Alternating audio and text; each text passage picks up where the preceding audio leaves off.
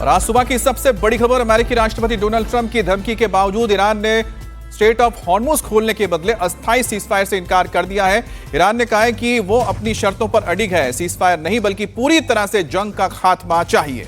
Donald Trump ने Iran को धमकी दी है कि अगर हॉर्मुज स्ट्रेट नहीं खोला तो अमेरिका ईरान के पावर प्लांट और पुलों पर भीषण हमला करेगा।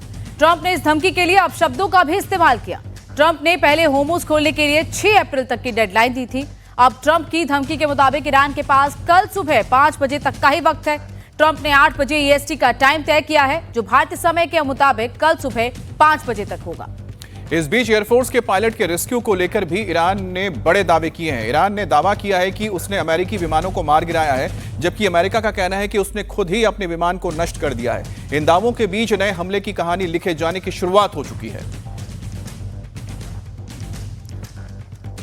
और बड़ी खबर आपको बता दें, अमेरिकी नेवी ने ईरान में बड़ी एयर स्ट्राइक की है। नेवी ने ईरान के काजिरून में IRGC के सेंटर पर हमला किया। हमले के बाद पूरे शहर में धुआं भर गया। यह IRGC का वही सेंटर है जहां से अमेरिकी फाइटर जेट को गिराया गया था।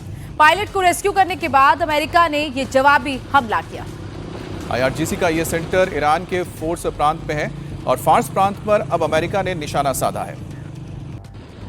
तो ये तस्वीरें आप देख रहे हैं कि किस तरह से फार्स के इस इलाके में हमला हुआ और इसी जगह से IRGC के ओर से जो मिसाइल दागी गई थी उसमें ही US नेवी का A-10 थंडरबोल्ट एयरक्राफ्ट क्षतिग्रस्त हो गया था, जिसके बाद पायलट को रेस्क्यू किया गया। और अमेरिका ने बदला लेते हुए इस शहर पर जब हमले किए, इस IRGC के सेंटर पर हमले किए, तो आप देखिए पूरा शहर धुएं से भर गया। ईरान ने एक बार फिर कुवैत पर हमले तेज कर दिया है। ईरान लगातार कुवैत पर ड्रोन अटैक्स कर रहा है, तो वहीं अमेरिकी डिफेंस सिस्टम कुवैत आने वाली सभी मिसाइलों और ड्रोन को इंटरसेप्ट करके बर्बाद कर रहा है। इन हमलों के बाद कुवैत के कई इलाकों में तेज धमाकों की आवाज सुनाई दे रही है। तो लगातार ईरान की तरफ से कुवैत के अलग अलग इलाकों में हमले किए जा रहे हैं और मिसाइल और ड्रोन से यह अमेरिकी बेस को निशाना बनाया गया, जिसकी जो तस्वीरें भी लगातार ईरान की तरफ से जारी की जा रही हैं। जिस तरीके से यह अटैक होता है उसी वक्त धुएं का गुबार उठने लगता है और ये मिसाइल और ड्रोन अटैक कुवैत पर लगभग हर दिन हो रहे हैं, क्योंकि लगातार ईरान की तरफ से ये कहा जा रहा है कि US के मिलिट्री बेसिस या US के ऑफिशियल्स जिन जिन भी जगहों पर है, जिन जिन कंट्रीज पे है, उन जगहों को निशाना बनाया जाएगा। अब ईरान ने एक बार फिर से इराक की राजधानी बगदाद पर हमला किया। ईरान ने अमेरिका के विक्टोरिया बेस पर ड्रोन से अटैक किया है। हमले के बाद विक्ट्री बेस पर भीषण आग लग गई। ये अमेरिका का बगदाद में विक्ट्री बेस है, जहां पर धमाके की आवाज सुनाई दी और एक बार फिर से यहां पर ईरान समर्थित इराक में मौजूद मिलिशिया की ओर से इसे टारगेट करके इस पर बमबारी की गई।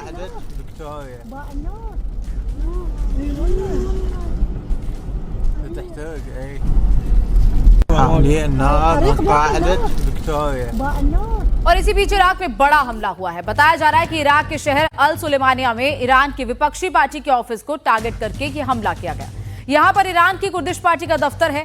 ड्रोन से किए गए इस हमले के बाद बड़ा धमाका सुनाई दिया। हालांकि इसमें किसी तरह के जान माल के नुकसान की खबर नहीं।